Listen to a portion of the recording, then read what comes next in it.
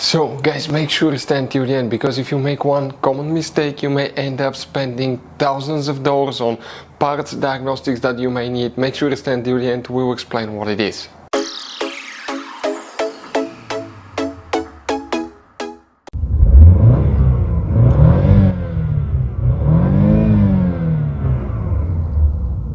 Hey guys, welcome back to Electrical Car Repair Live. Thank you guys for watching and subscribing to the channel. Today will be super helpful video to any of you having a Dodge Challenger this generation here from year 2014 to year 2024.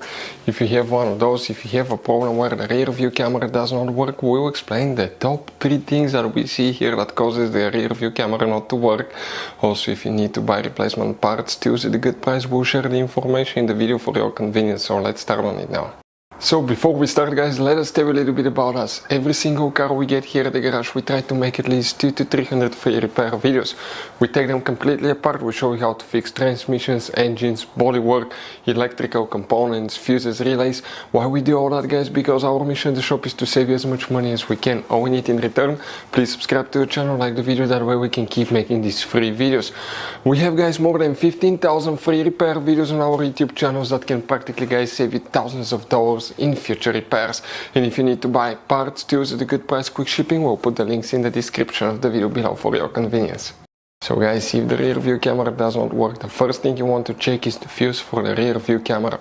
Then we'll explain what else we usually check. Where it's the fuse located, we'll demonstrate on that generation Dodge Challenger right here. So specifically, we have 2 fuses that you need to check. We need to open the trunk. When you open the trunk, leave the carpet liner up. And here you have the spare tire, the car battery, and behind it you have a fuse box. You see that's the cover here. Press the tabs together, pull the cover up, and you will find that layout here. Before we guys continue, let's explain quickly why it's always a good idea to check fuses and relays. It is guys very important to test fuses and relays. On those fuses you cannot clearly see if they're burnt or not, especially you can see in the J-case fuses as well. And if you guys assume, okay, let's say you remove a fuse, you look at it and you assume guys that it's actually a good fuse, but it's actually a bad fuse. Sometimes you cannot clearly see that.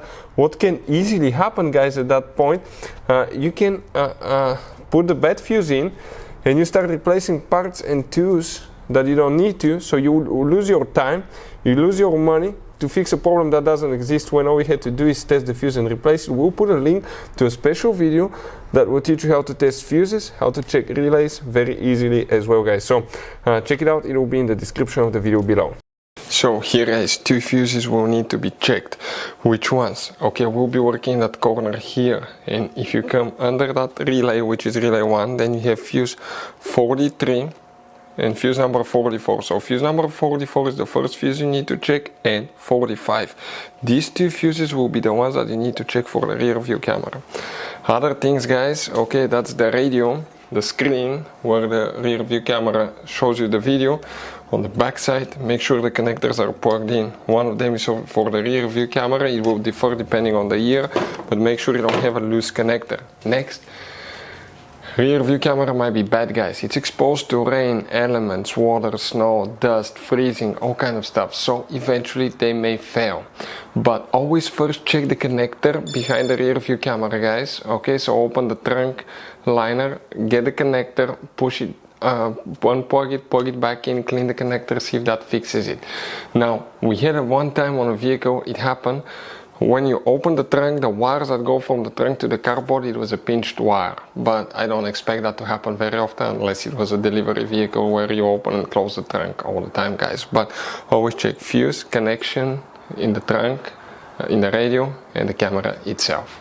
So guys, this Dodge Challenger has all kinds of different fuses and relays. Those could be really hard to find if you're in the middle of nowhere. We'll guys put a link in the description of the video below where you can get some spare ones put in the glove box, because one time we needed a spare, we couldn't find one, and we were stuck in the middle of nowhere because of that guys. Hopefully the video will be helpful. Thank you guys for watching, and see you next time.